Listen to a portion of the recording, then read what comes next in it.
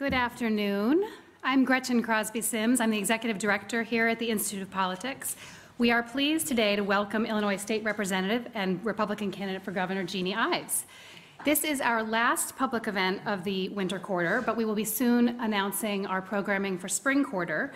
You can learn more about those events upcoming on our website at politics.uchicago.edu. Last week, we had the privilege of partnering with WBEZ and Politico to host a forum with all 6 Democratic gubernatorial candidates. We extended equal invitations to both Republican candidates for a similar format, but Governor Rauner's office did not respond. As a reminder, the University of Chicago is a tax-exempt 501c3 organization, which means we do not support or oppose any political candidate for office. A few notes before we get started. We will open up the floor to take questions from the audience. Please raise your hand, and our moderator, Paris Schutz, will call on you, and one of our student ambassadors will bring along a microphone. As usual, we give priority for the first 3 questions to students. We'd like to remind everybody that a question ends with a question mark. Please make sure that your phones are on silent. And here to formally introduce our speaker is Terry Culpepper. Terry is a first year from Manila, Philippines, studying math and economics. He is a member of the College Republicans here on campus. Please join me in welcoming Terry to the podium. Good afternoon, ladies and gentlemen. I hope you're all having a tremendous day. It is my distinct honor to introduce Representative Jeanne Ives, Republican candidate in the 2018 Illinois gubernatorial race. A staunch social and economic conservative all her life, Representative Ives graduated from the United States Military Academy in 1987 with a degree in economics, going on to serve in the U.S. Army. She then became a member of the Wheaton City Council, where she demonstrated her unwavering commitment to conservative economic principles. In 2012, Representative Ives entered the public spotlight as she was elected to the Illinois General Assembly, serving the 42nd District. Ives has used her position to advocate conservative economic ideals, voting against bills such as SB 9, which sought to increase taxes to fund the state budget, and SB 81, which would have raised the state minimum wage to $15 per hour by 2022. Ives further applied her expertise by serving on boards such as the Labor and Commerce Committee, the Unemployment Insurance Subcommittee, the Workforce Reconciliation Subcommittee, the Task Force on Veteran Suicide, and the Discharged Service Member Task Force. It is on the social front, however, where Representative Ives would receive the most attention, especially as it pertains to the impending gubernatorial election. Representative Ives has become a vocal critic of current Republican Governor Bruce Rauner after his decision in late 2017 to sign HB 40 into law, which expands taxpayer funding of abortion and keeps it legal in Illinois even if the United States Supreme Court were to overturn Roe versus Wade. In addition to her strong stand against abortion, Ives is a staunch conservative on other social issues, passionately defending religious liberty and demonstrating support for traditional marriages and families. As of today, Ives has been endorsed by numerous Illinois legislators and officials and organizations such as Illinois Family Action and Taxpayers United of America, and is gaining increasing momentum in her gubernatorial bid. Today's discussion will be led by Paris Schutz, a correspondent and segment host on WTTW. Now, on behalf of the University of Chicago, please join me in welcoming Representative Ives. That was a terrific introduction. Wow, I was going to ask you about your political philosophy, but I think Terry kind of ran it all down. Absolutely. So I want to start, and there's a lot we want to get to, and we're going to get to your questions too. But we should dispense of what's kind of over the airwaves. So I'll give you a chance to answer this question. Are you indeed Mike Madigan's favorite Republican, or somehow in the tank with him or colluding with him, as that Bruce Rauner ad is suggesting? Yeah, it's ridiculous on its face. And you know this because you've been watching my work down there. You've been following what goes down in Springfield, and nothing can be further from the truth. This is Bruce Rauner making up lies about me. The truth is that I have opposed Mike Madigan at every turn. I've been fighting Mike Madigan longer than Bruce Rauner's been in politics. And I'm proud of that because Mike Madigan obviously has been in power for so long that people don't remember a time when he wasn't. And for decades and decades, he's responsible for the problems that we have. But you know, he's made out to be the boogeyman. And you know, I think that Illinoisans are a little more in tune with what's going on. And the truth is that Bruce Rauner could have ran his agencies effectively. He could have taken on public corruption. He could have done something on the economic front if he was even willing to stop the name calling with Mike Madigan. So if you were governor, how would you differ in your approach to dealing with the speaker? So we'll work with Mike Madigan, or we will work around Mike Madigan to get our policies across, because you see there's a fracturing in his caucus. They now are starting to feel the heat from their same voters who want something done on the economic front.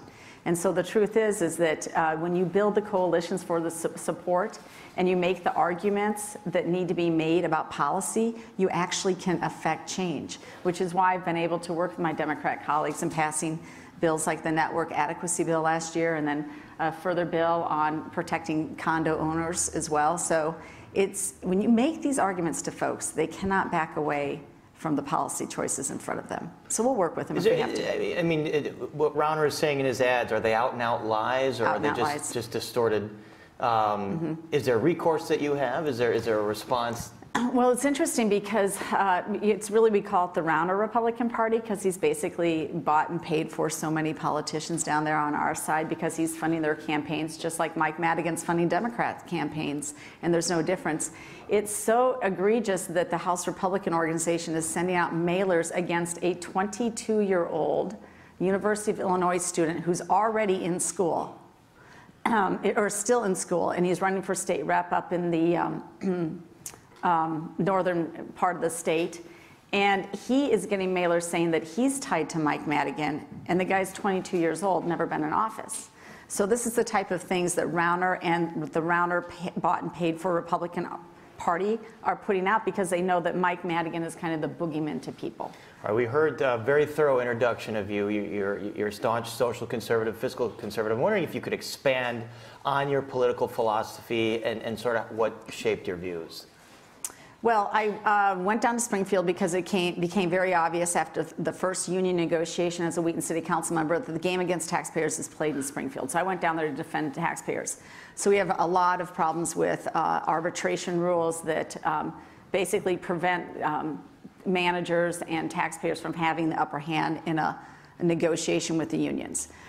We have property tax rules that are allow Cook County to assess property completely different than the other 101 counties, and that has been a game against the education formula, for example. So there's not a fair playing field on that. So I went down there to protect taxpayers.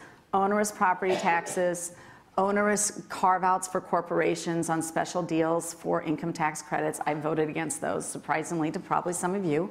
But just the overall tax and spend policies in Springfield that they then direct to the local government, where means you cannot move your state forward. So the pension crisis is one of the biggest things that I've been tackling, is the pension crisis. Because the pension rules are written in Springfield and then pushed down to the local levels to fund. And it's literally the reason for your property tax spikes in the recent years, to fund somebody else's pension. Well, I mean, but there's also the state funds a lot of pensions that local school districts set, and I think you've talked about this, the moral hazard there. I mean, can you explain that to people? You know, the state faces a horrible pension crisis, and a lot of it is because it is picking up the tab for local school districts, colleges, and universities. How would you propose to change that? So here's one thing that I actually agree with Mike Madigan on, because 4 years ago he actually said that we should probably push pensions back down to the local level. Now, believe it or not, Bruce Rauner just recommended the same thing in his budget proposal. There's a difference here, and though. The way that you do that is you need to give the locals freedom to design their own retirement plans. So I actually have a plan in place that says all new hires move to a 401k style program. We've actually had this in place for 20 years at the state university level, and 20,000 employees self-select the self-managed plan that we have in place. It delivers a really generous retirement at the end of their career, and it's where we need to go. So The problem in the state of Illinois is you have $250 billion in pension debt. Most of that's teacher retirement system debt, and as well as employee health care debt that has never been paid for or no money has been set aside for that.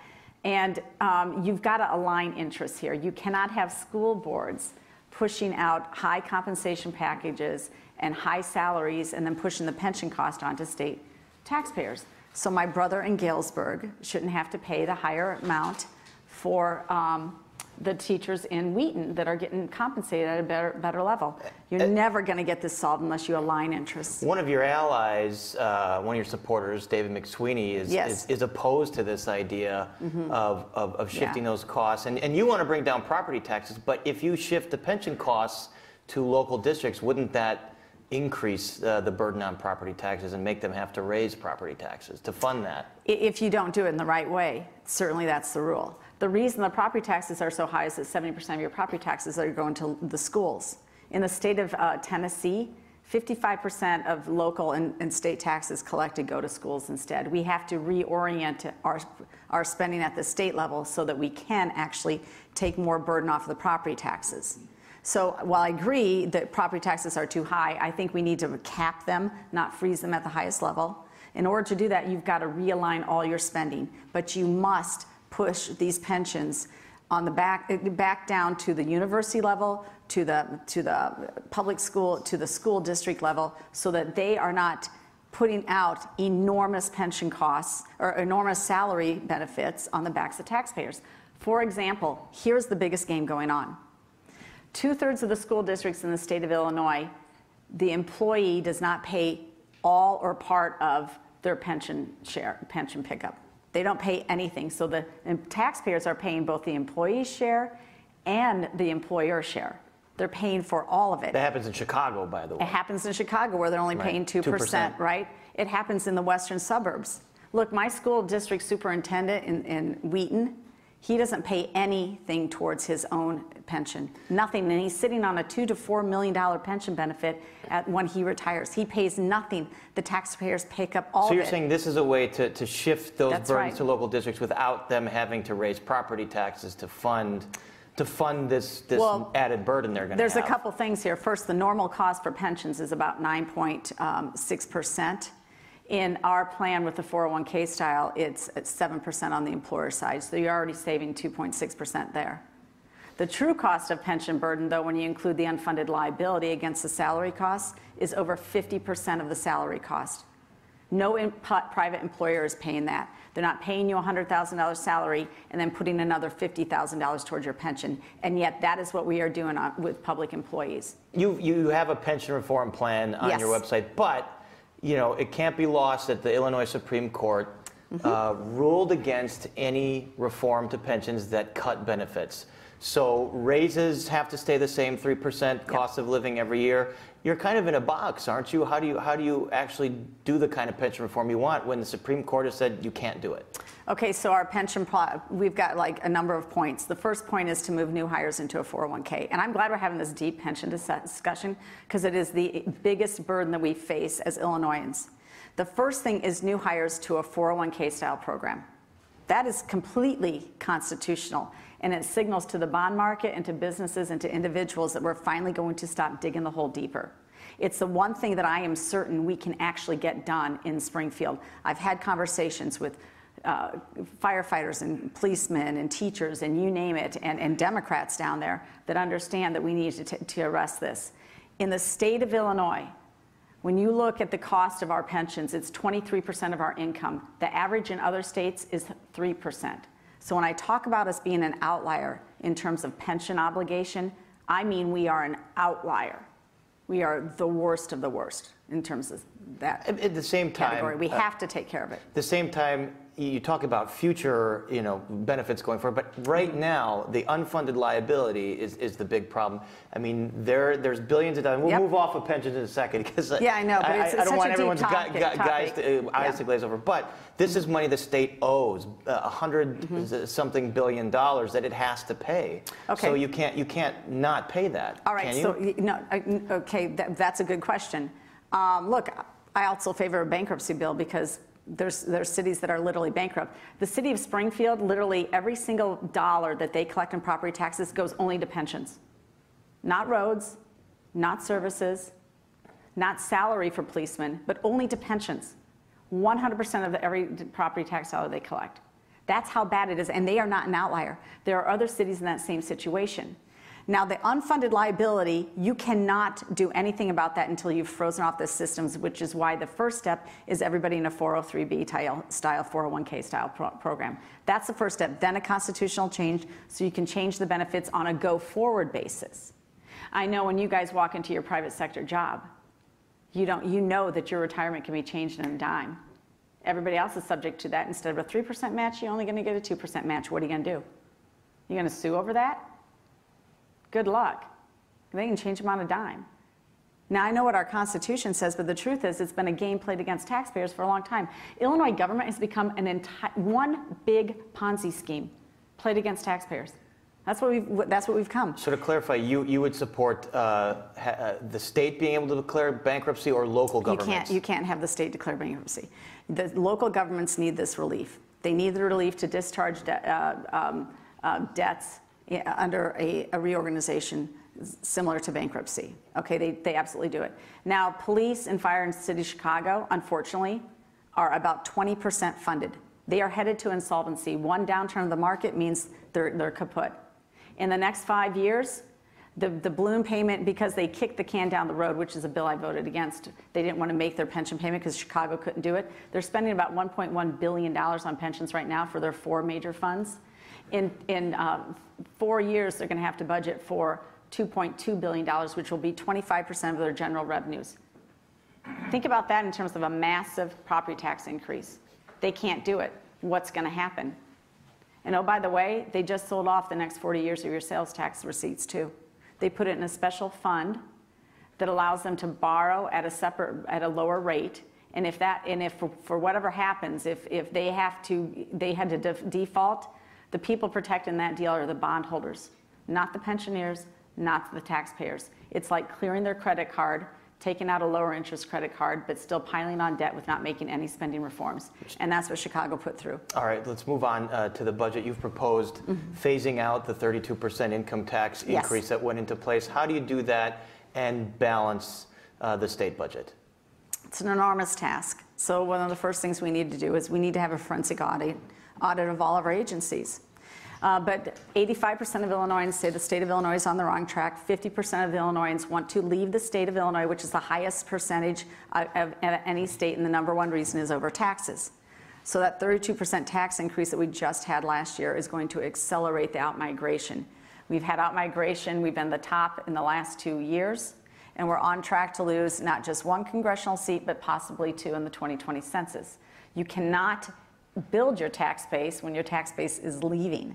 So taxes are a really important thing. I say this as a preface to the budget question. The way you do the budget, though, is you've got to actually go to somewhat of an austerity budget.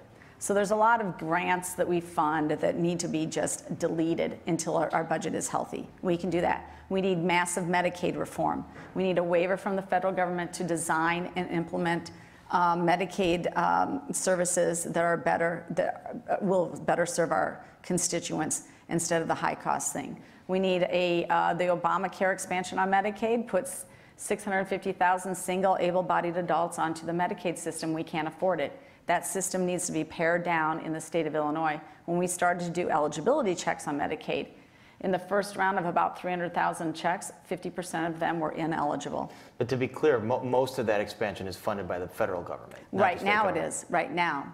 But you watch in the near future that's going to flip.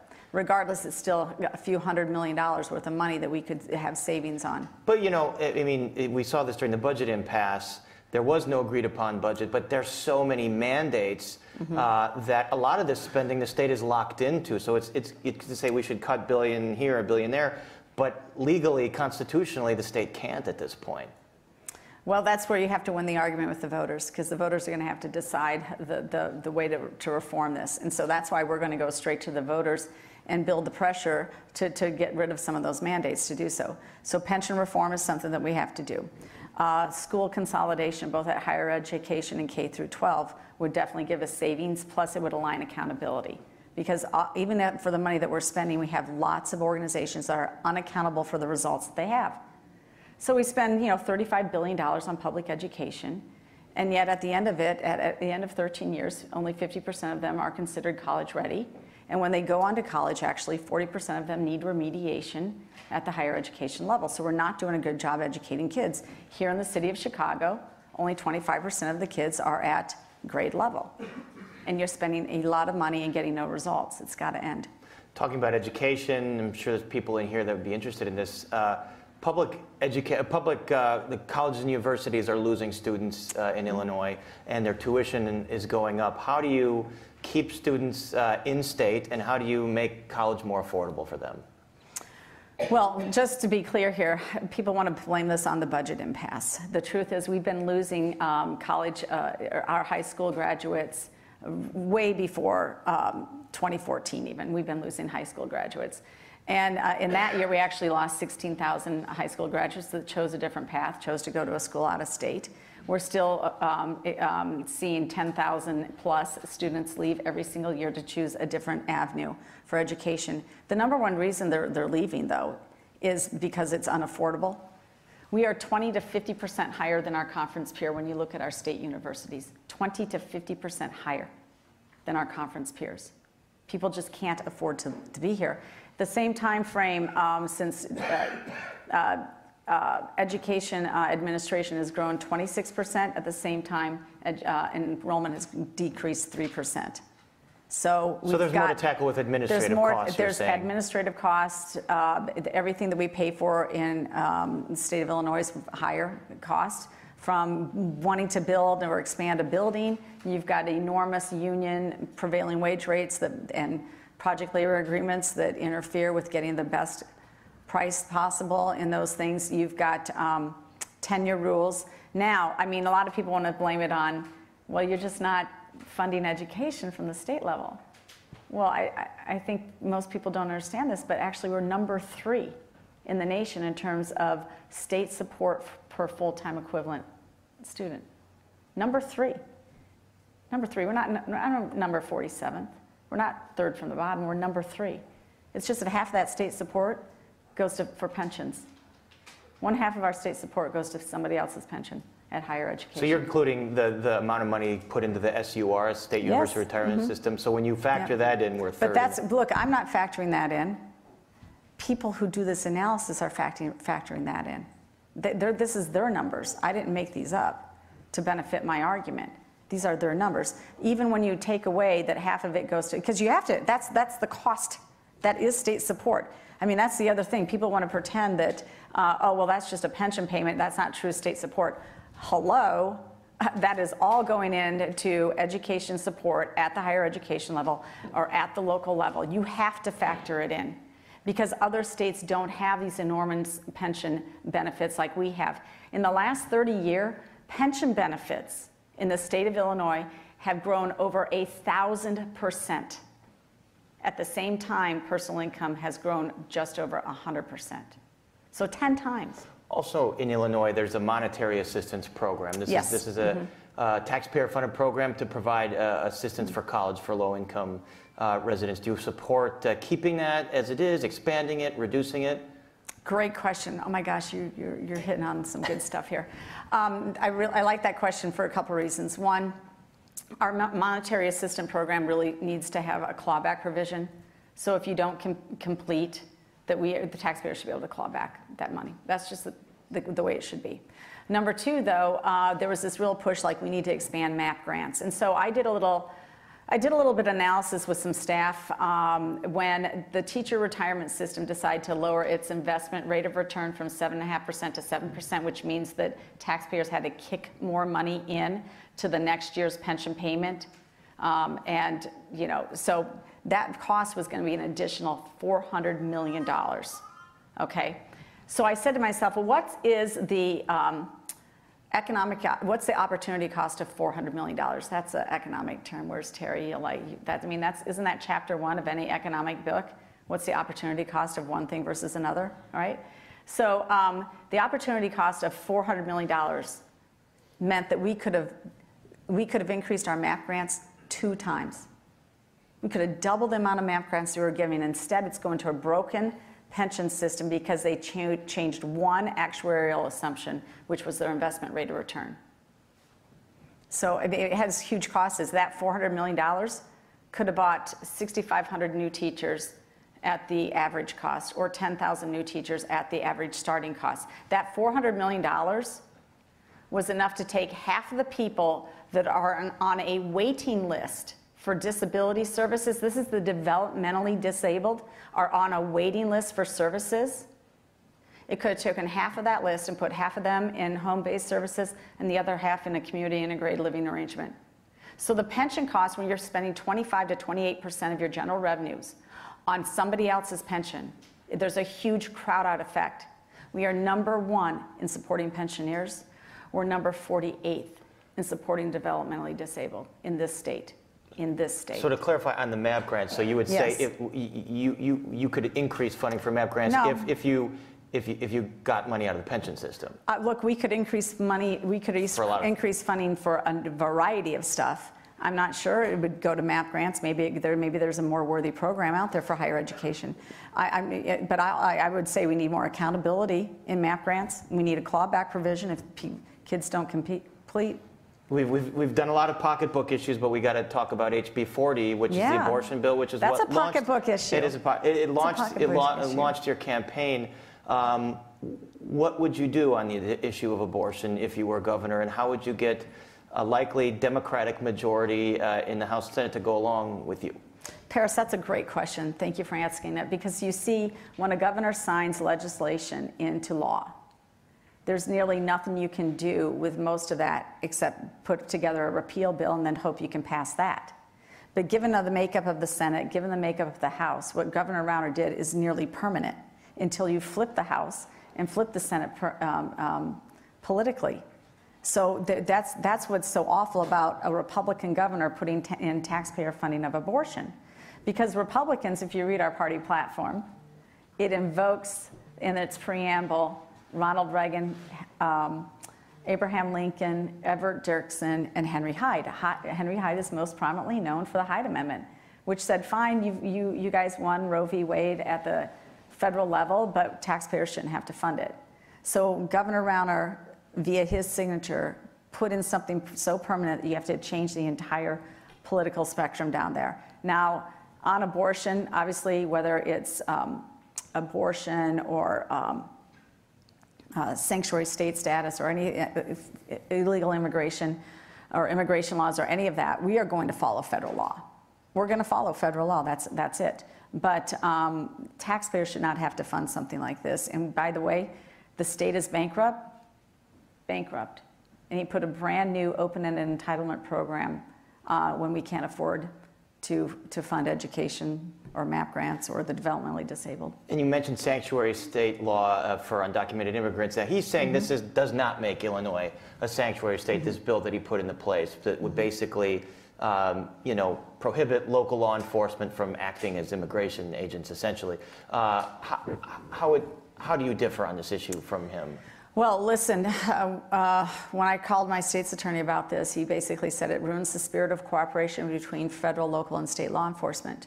And then additionally, you had Carol Maureen at the Democrat gubernatorial debate ask all the governor candidates, are you willing to give up millions of dollars in public safety grants and from the federal government to remain a sanctuary state? Every single Democrat raised their hand. So every single Democrat gubernatorial candidate thinks we're a sanctuary state, as does Carol Maureen. And here's the deal. If you're the governor, are you just signing legislation willy-nilly? No, he knows what that bill did and what it means, and so he signed it.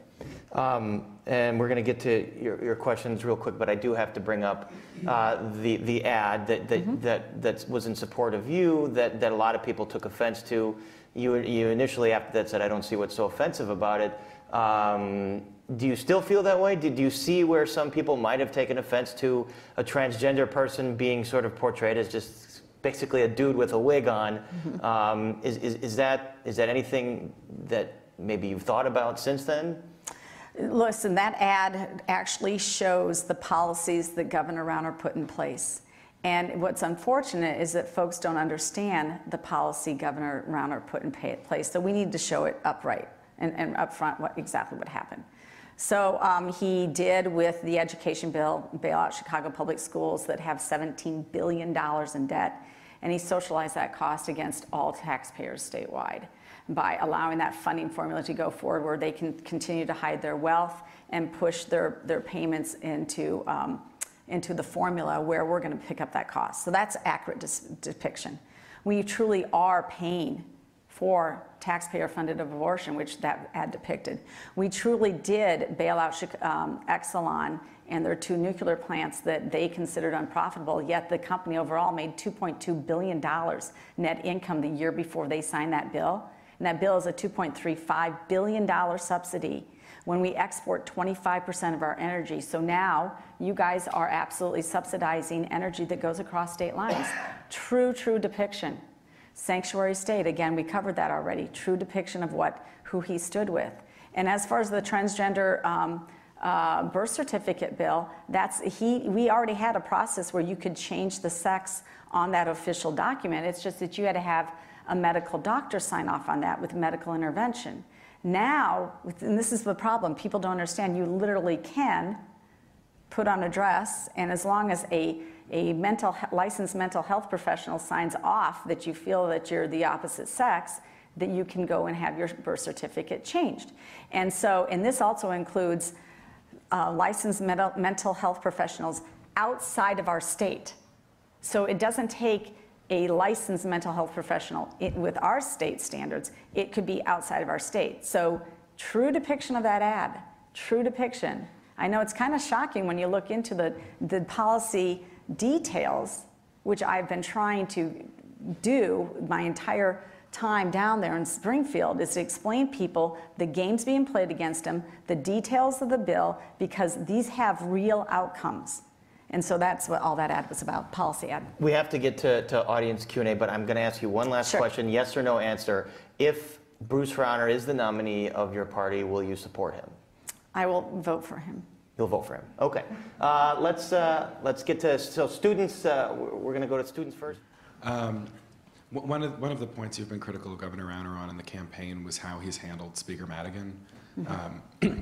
Now, I mean, obviously we don't know if he'll still be there, present scandal included, but assume for a second that he or someone like him is the Speaker and you're Governor. How would you differently deal with Madigan as Speaker? Listen, the guy does rule with an iron fist, there's no doubt about it. He sets the rules, he sets the legislative agenda, he allows bills to go in and out. So what you have to do is you have to do the really hard work by building coalition support and building voter support for your initiatives. That's what you have to do. And you have to work hand in hand with your Democrat colleagues to win them over. But look, you can only defy economics so long in this state before it comes up to bite you, and we're at that point. We are a fiscal basket case. We are the worst run state in the union. And the reason Mike Madigan should resign is over 2 reasons. One, this hashtag #MeToo movement that he has completely ignored and been complicit in, failing to put a legislative inspector general in for 3 years knowing that there's 27 complaints about it. He should be resigned over that. He should also resign over his handling of everything when it comes to the finance of the state of Illinois. But if he's still there, guess what? You don't win friends and influence enemies by calling names, especially with somebody like Speaker Madigan. So we'll work with Mike Madigan, we'll work around Mike Madigan to get things across. And if he doesn't want to work with us at all and the voters don't want to wake up to the realities that are facing the state of Illinois, if they want to stay in this media bubble that doesn't take a deep look at the policy, so be it. We'll run our agencies effectively. We'll make sure that the Quincy Veterans Home doesn't continue to operate after 13 people have died, 11 lawsuits against the taxpayers, and after Rauner's PR stunt of staying there for 6 days, you have 4 more Legionella disease cases, and still nobody's been moved out. So we'll run these agencies effectively. We'll make sure that when it comes to Medicaid spending, there's not this big question mark about where $7 billion was spent. We'll do the hard work to make sure that our agencies are efficient and effective as possible, that every single grant that goes out to a not-for-profit for job training or medical services or child care is actually effective in its reach. That's what we're going to do. It's hard, gut-wrenching work, but a venture capitalist likes to make a deal, wash their hands, move on to the next deal. And that's who Rauner is. We just didn't know it back in 2014. Thank you for your question. There's a couple things I have to follow up there. You mentioned sexual harassment, which is obviously a huge topic in Springfield right now. Do you call on, should the leader of the House Republicans, Senate Republicans, should they all release a list of complaints and how they've dealt with them? Like Speaker Madigan put out an impartial list of complaints in his office. Should all leaders do the same? So I called for that a long time ago. I called for them to make available to the voters, because you have an election coming up, to make available, and they've hidden it for 3 years. I called for them to, with the accusers' names redacted, at least identify what the complaints are and who they're against. And I think that's fair, given the fact that they've sat on these complaints for 3 years and nothing was done. So I think that by way of transparency, that'd be very effective. Has the governor been transparent on this issue? I mean, I don't agree. I don't think that he has either. I don't think that, and I think there's going to be some more information coming out about that. I've already had media inquiries about Mr. Marashko, and there's been speculation. Counsel in the governor's office, Dennis Marashko, where there's been speculation and an investigation of harassment. So we still don't know the details on that as well. And I've called out both sides of my party, or both parties on this problem. You know, you had the legislative inspector general is appointed by the speakers or the leaders with agreement, but you have a bipartisan committee there, and none of those committee members said anything about it being vacant for that long. 3 years it was. Yeah, vacant. 3 years vacant. And you also brought up Legionella in the Quincy Veterans Home. For those who haven't followed the story, several veterans that live in this home have died from Legionnaire's disease, and it's a disease born out of the bacteria in the water. And it also has been revealed that the governor has sort of really tried to manage this crisis and not be transparent about the extent of it. There have been more people recently in that veterans home that have fallen ill with Legionnaire's disease. Did the governor let this become a bigger issue? Is he responsible for the deaths and the sickness there? Of course he's responsible for some of the later sicknesses, and by not moving on this issue soon enough and moving these people out of this place. And then on top of it, he's responsible for the entire political cover-up of this, because WBEZ had FOIA'd a bunch of emails, and if you've seen those emails, it's very obvious that they are doing their best to hide what's going on there and to come up with the best message in terms of how it would look politically rather than solving the problem. So this is not what you do. Would you close this veterans home? Absolutely, I would close it right now. And I'll tell you what, my colleague who runs these types of nursing homes, he said all of his people would have been moved out. He would have moved every single resident out until he fixed that problem. Why? Because he's not capped at $100,000 per lawsuit. It would have been millions and millions of dollars worth of lawsuits if this had happened in a private facility. But we're allowing it to happen here in the government. And that's unfortunate. That's unfortunate because it's a horrible death to die of Legionella as well. And it's preventable. It's preventable. It's just that it's in that piping. You cannot get it out. And I have visited the facility and have talked to the staff. But you're subjecting both the staff and the residents to additional problems. Any more student questions? We have a student right back there, and we'll get to general questions as well.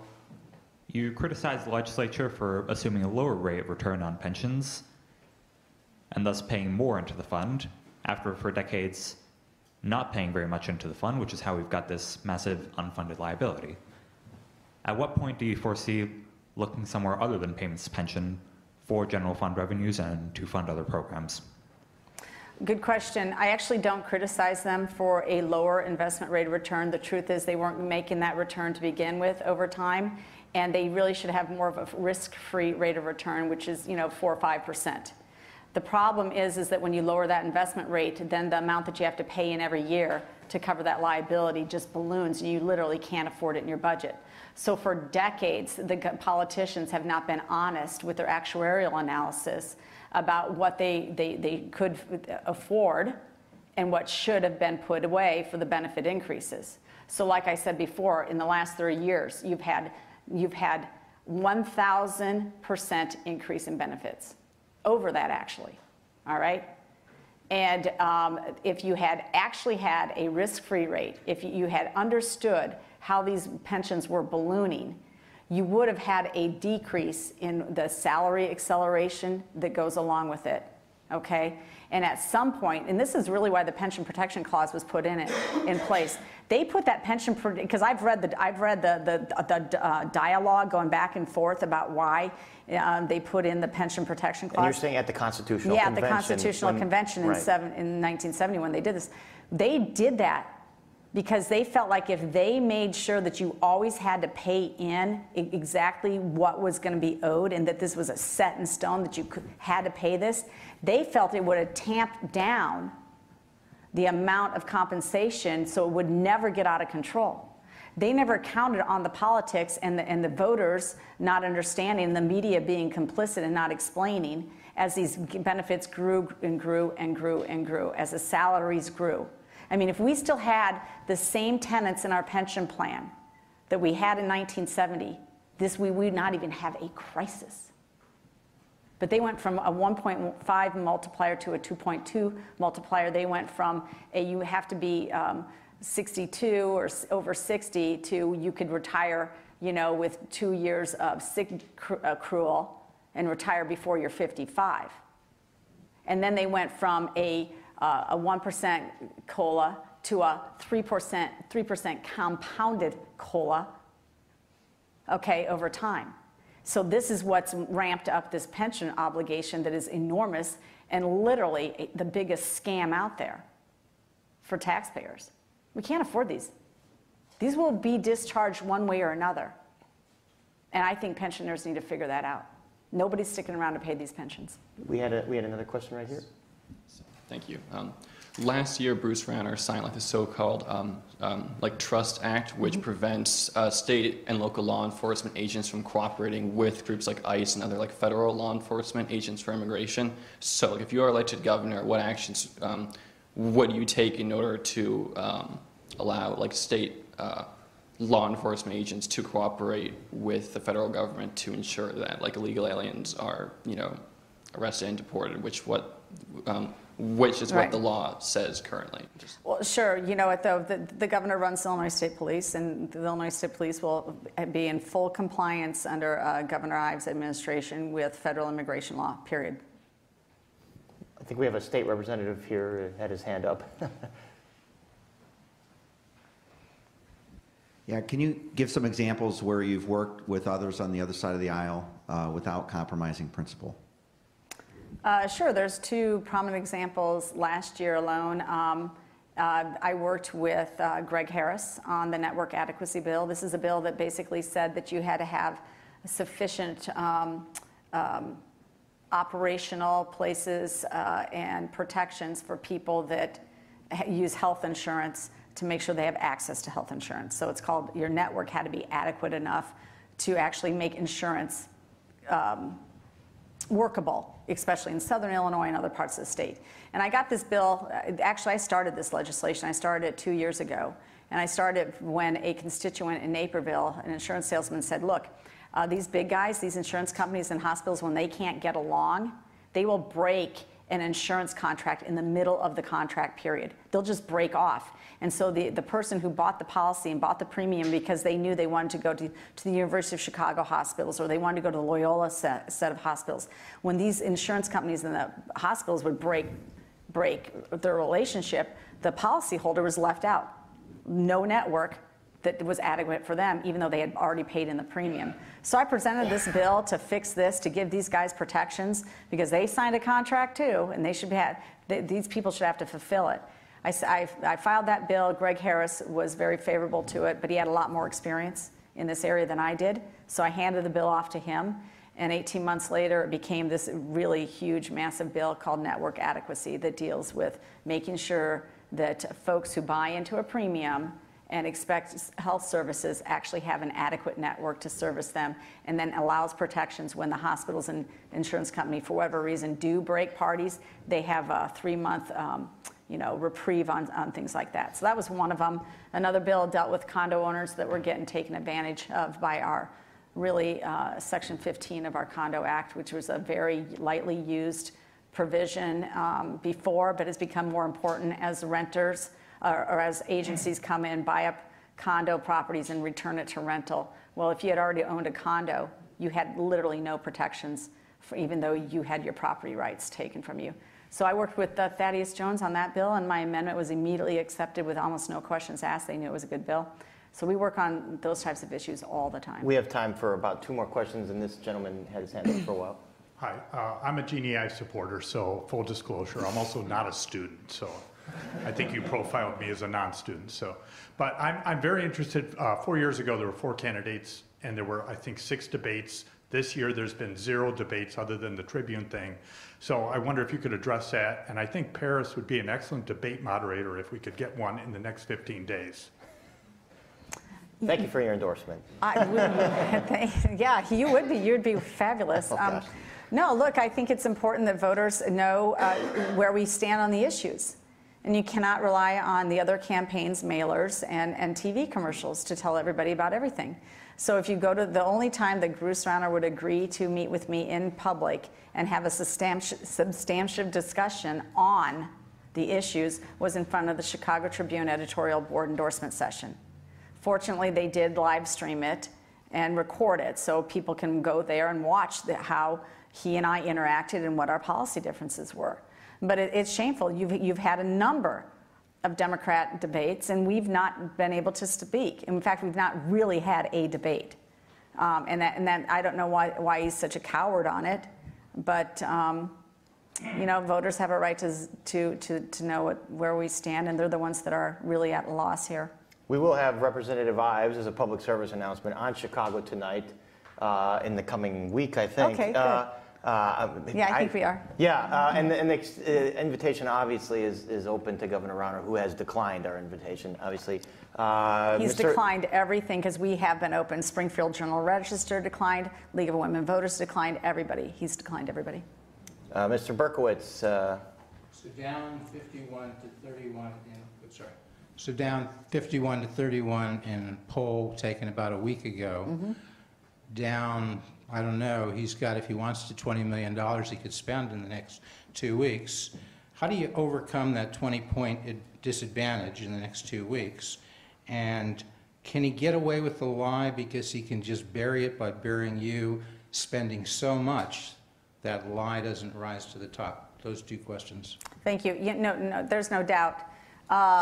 People want to are universally disgusted at money in politics, but apparently money buys your message. And for Bruce Rauner to spend $4 million in the last 2 weeks lying about my record, when we haven't even collected $4 million this entire campaign, is what you now are seeing on the commercials and seeing in your mailboxes. And that's shameful. That's shameful. I mean, if you want your elections to go to the highest bidder and the one with the most money, then why don't we just have an auction and sell it off that way? So it takes a lot of work for voters to become informed, and the decisions, the policy choices are, the policy is so difficult to understand that you can't put it down into an 8-second soundbite. Paris would love if I could do 8-second sound bites. I can't do them, which is why we need a full debate about what's going on. But as far as the gap in the polling, we're not worried. What that same Paul Simon polling proved is that Governor Rauner will lose to a Democrat in November. And so we think Republican voters deserve a stark contrast. Somebody who can make the arguments and stand up for conservative values and win on the policy front. Because I've been a leader on property tax reform, a leader on this assessment system. Things that you're hearing now about happening in Cook County property tax assessment system, I yelled on the House floor about them 3 years ago. And I gave Governor Bruce Rauner an entire agenda on how to win that argument, and he failed to deliver. So You know, it's an uphill chance battle here to connect with voters in the next 2 weeks. But we have a ground game, and we have people working for us every single day, and all he has is his checkbook. That's all he has. So we're going to keep working until the last voter is turned out for our side. If I could follow up on the assessment part of that. Yeah. You know, on the Democratic side, Chris Kennedy has called for an end to lawmakers serving as property tax appeal attorneys in their other life. A direct shot at Mike Madigan, who has gotten rich off of the system where he represents clients that go before Joe Barrios or go before the Board of Review and get their assessments lowered. Would you support something like that, where a lawmaker couldn't act as a tax attorney in that capacity? Well, there's certainly conflicts of interest when it comes to that. So I'm not opposed to that at all. Quite frankly, it's just that the Democrats they're just now finding this as a problem. Are you kidding me? This has been a problem for decades. And they've not said a word, not a word about this property tax assessment thing. And I made this argument a long time ago. And I made this with the education bill. If you don't fix the assessment system, you literally fix nothing in the education funding formula. It's all based off of property wealth.